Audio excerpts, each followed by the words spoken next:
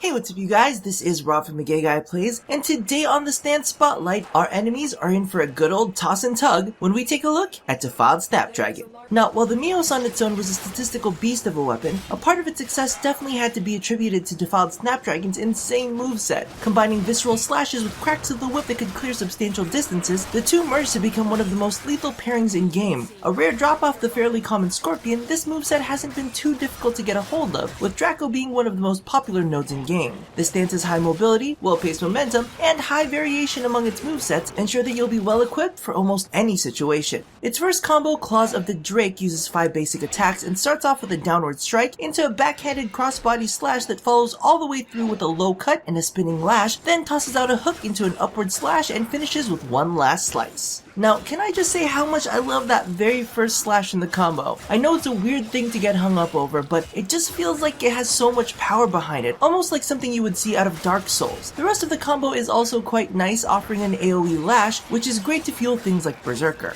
Heart of the Naga is its second combo, which uses a 2-pause 4 to follow the first 2 basic attacks with what I'm assuming is the scissor dash, cause his hands are all jiggling and shit. Then tosses out a hook followed by a whip lashing somersault, landing with a backhanded slice into a final crack of the whip. Now this is definitely one of my go-tos, simply because of the fact that it is so gosh darn easy to land, and the momentum it has can get you where you need to go. Also, with a bit of practice, you'll be able to time out pauses in between the initiation, the scissor dash, and the somersault to properly position yourself and make the best use out of your lashes. Its third combo is Fangs of the Lindwurm. This one uses a 2 back 4, following up the first 2 basic attacks with a wide arcing home run swing into a back and forth whiplash, an upward slash followed by a horizontal strike, with the whole thing punctuated by an overhead rotation of the whip. So if I'm gonna be 100% real with you, I don't use this one often simply because I rarely use the back key in the normal flow of combat. However, the few times I've forced myself to use it, it's felt okay. But then again, this moveset's baseline is pretty awesome, so okay in this situation means more than on a different moveset.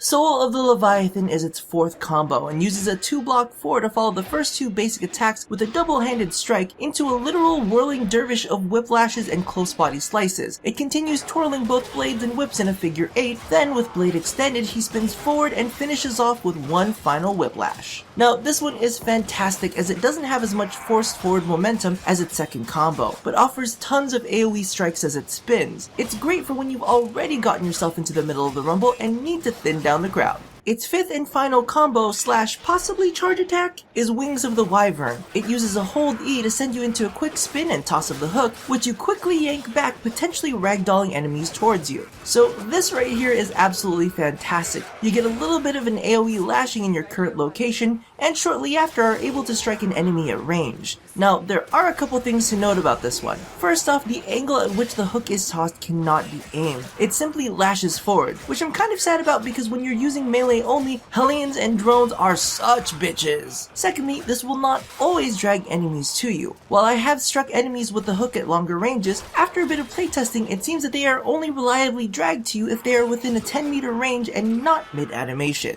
So all in all, there's really not too much else for me to say about this one, as I feel like the moveset is strong enough to speak for itself and makes a pretty damn good first impression for the blade and whip category. Even my least favorite moveset of the bunch is still a strong showing. I think all that's left is to hope that we'll have more of this weapon type added in game eventually. So thank you all for watching another episode of the Stance Spotlight. If you haven't already caught it, be sure to check out my rundown on the Mios, as well as my upcoming Saren snapshot. Now, don't forget to do all the things that I ask you to do at the end of every one of these, and as always, stay tuned for more sexy grappling here at Guy Plays. And don't even ask me what this is supposed to be. They said that this got snuck in, so was this supposed to be the real charge attack? Is the lash the real charge attack? I don't even know. Ugh.